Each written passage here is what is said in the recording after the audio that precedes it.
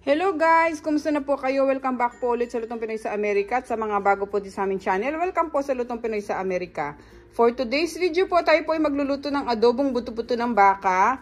Or meron po ako ditong beef neck bone. Nabili ko po siya sa Asian market. Usually po ang ginagawa ko dito is sinigang o di kaya naman po is kaldereta. Pero para maiba naman po ngayon, gagawin po natin siyang adobo. Susubukan ko lang po ito kasi first time ko pong gagawin na mag-aadobo ng baka. Kasi nakita ko po sa social media, masarap din daw po siya. So, ito po yung mga kakailanganin nating sangkap. Meron po tayo dyan cooking oil. Gamit po tayo ng peppercorn, black ground pepper, bawang, sibuyas. Maglalagay po ako ng brown sugar. Konti lang po yan, optional kung gusto nyo lang po. Tapos maglalagay din tayo ng oyster sauce. Meron tayong bay leaves. At itong bawang na to, piprituhin ko siya. Mamaya itatapping natin sa ating adobong buto-buto ng baka. Ito yung ating beef neck bone. Tapos meron tayo dyang soy sauce, vinegar, at saka po yung ating tubig. Okay guys, magsimula na po tayo. Susulat ko na lang po sa description below lahat ng kailanganin natin sangkap. At sa mga bago po din sa aming channel, sana mag-subscribe kayo sa Lutong Pinoy sa Amerika kung magugustuhan nyo po itong ating video ng ating adobong buto-buto ng baka. Mag-umpisa na po tayo. Maraming salamat po. Para po mabilis nating mailuto yung ating adobo, isasalang muna natin siya dito sa ating pressure cooker. Buksan natin. Tapos lagay natin yung ating beef. Naglagay din ako ng konting laman dito guys para naman hindi siya puro buto-buto. Ayan. Masarap tong laman nitong beef neck bone na to pagka naluto siya. Napakasarap niya lalo na sa sinigang. So ngayon ilagay na natin yung beef. Lagay natin yung ating soy sauce. Ating vinegar.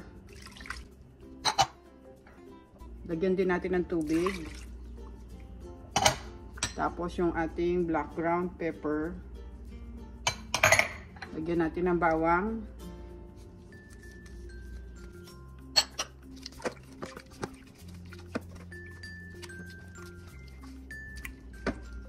Tsaka yung ating bay leaves.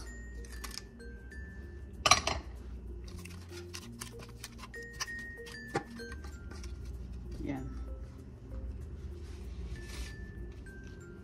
Lagay natin yung takip at iset na natin yung ating pressure cooker. Take po natin siyang matapos sa 35 minutes. Kung wala kayong pressure cooker guys, pwede nyo naman pakuluan itong ating beef ng 1 oras at kalahati hanggang 2 oras para lumambot yung ating baka.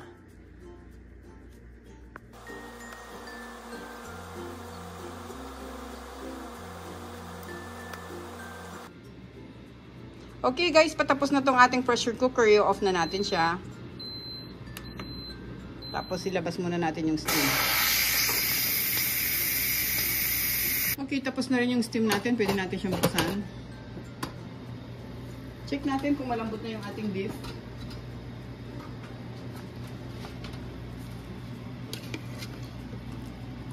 Yan, malambot na siya. Pwede na natin siyang igisa. Tingnan nyo guys, oh. Tatanggal na sa buto.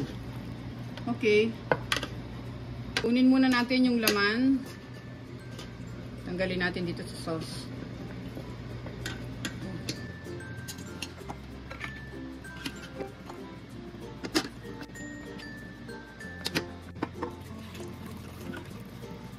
Kainit tayo ng kawali. Lagayan natin ng mantika.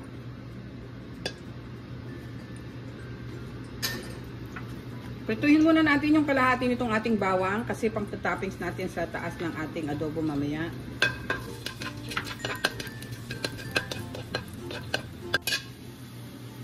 Pwede na natin tanggalin guys. Ito na ang ating fried garlic.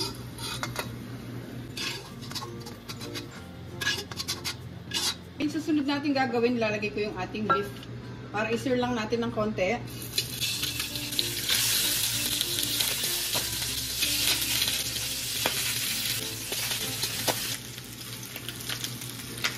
Natin.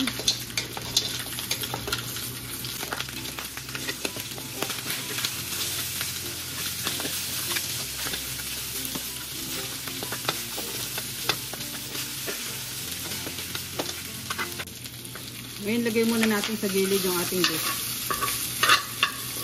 Lagay natin yung ating bawang.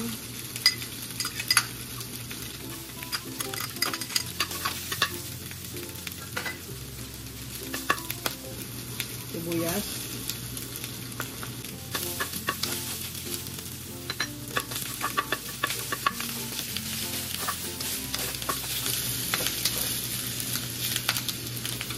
Tapos buhos na natin yung ating sauce.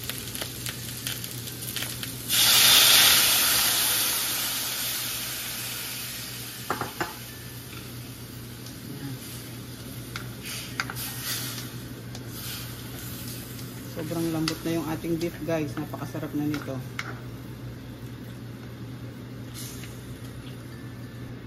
Sasama ko na rin tong ating peppercorn.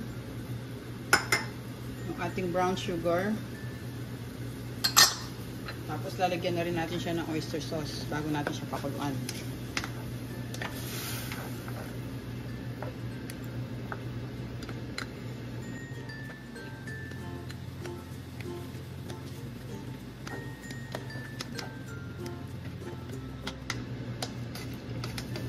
Lagay muna natin yung takip.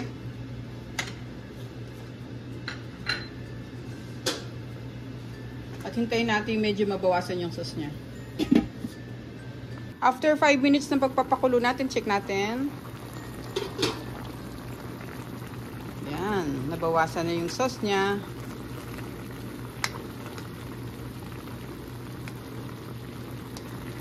Huwag na natin siyang tatakpan para mabawasan pa ng konti. Gusto natin yung medyo hindi siya masyadong masabaw. Okay? Pabayaan ko lang siyang kumukulo.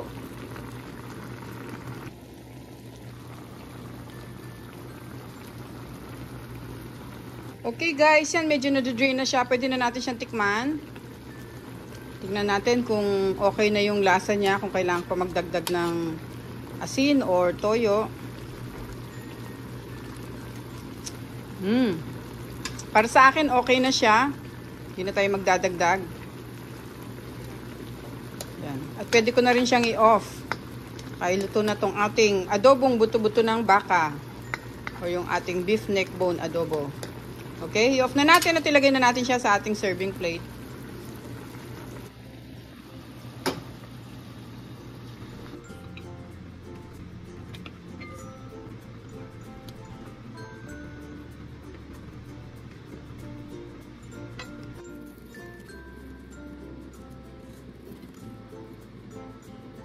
Okay guys, ito na po ang ating napakasarap na recipe for today. Ang atin pong adobong buto-buto ng baka.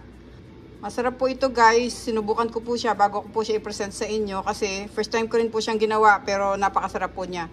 Maraming salamat po ulit sa panonood. Sana po nagustuhan nyo yung recipe natin for today. At sana po sa mga bago sa aming channel, huwag nyo po kalimutan mag-subscribe sa Lutong Pinoy sa Amerika. Ingat po tayong lahat guys. Sana po na-enjoy nyo yung ating recipe for today. Ang ating pong adobong buto-buto ng baka or yung ating beef neck bone adobo. Salamat po.